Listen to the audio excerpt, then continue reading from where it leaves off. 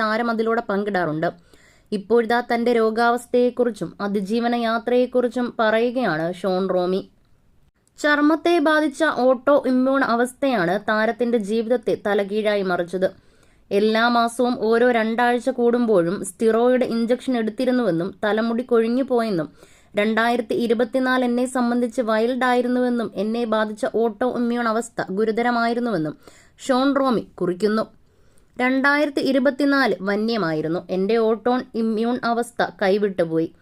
എനിക്ക് ശരിക്കും വിട്ടയക്കുകയും ദൈവത്തെ അനുവദിക്കുകയും ചെയ്യണമായിരുന്നു. ഞാൻ എൻ്റെ ബെസ്റ്റിയുമായി വീണ്ടും ബന്ധപ്പെട്ടു. അവൾ ശരിക്കും സ്വർഗം അയച്ചു. അവളുടെ വാക്കുകൾ മുറുകെ പിടിക്കുന്നത് ഞാൻ ഓർക്കുന്നു.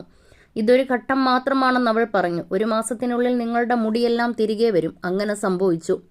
2 ആഴ്ച കൂടുമ്പോൾ 1 മാസവും പിന്നെ ആഗസ്റ്റ് മുതൽ ഇപ്പോൾ വരെ എല്ലാ മാസവും സ്റ്റിറോയിഡ് കുത്തിവയ്പ്പുകൾ എടുക്കുന്നത് ഞാൻ ഓർക്കുന്നു. ജോലി ചെയ്യാൻ